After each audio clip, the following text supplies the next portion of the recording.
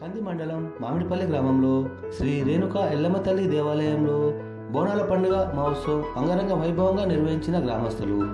బోర్ర ప్రవీణ్ కుమార్ నిర్వహణలో గ్రామ పెద్దల ఆధ్వర్యంలో జరిగిన బోనాల పండుగ ఊరేగింపు మహోత్సవంలో తలారి కృష్ణ ముదిరాజ్, డి రాములు, సతీష్ రెడ్డి, కుర్మ నరసింహులు, సిహెచ్ యాదగిరి, ఈశ్వర్, మహేందర్, కృష్ణ మరియు గ్రామ పెద్దలు, మహిళలు, యువకులు అధిక సంఖ్యలో పాల్గొన్నారు.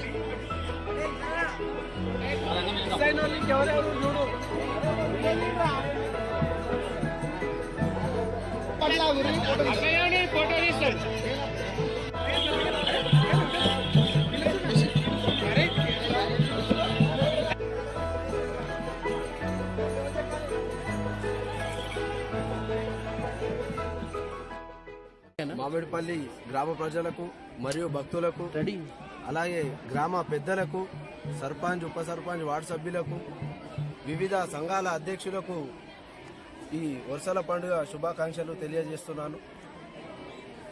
ఈ కొత్త సంవత్సరాన్ని అందరూ అంటే ఒకటో డేట్ మారాక చేసుకున్నట్టు ఉంటుంది.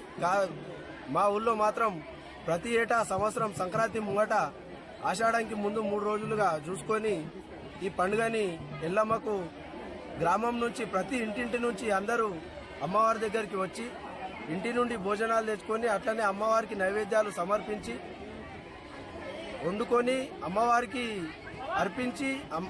అర్పించిన తర్వాత మేము స్వీకరించడం జరుగుతుంది.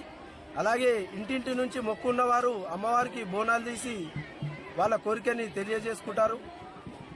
ఈ కొత్త సంవత్సరంని పాడి పంటలతో మమ్మల్ని గ్రామ దేవతలు అందరూ చల్లగా చూడాలని ఎల్లమ్మ తల్లికి బోనాలు చేయడం జరిగింది.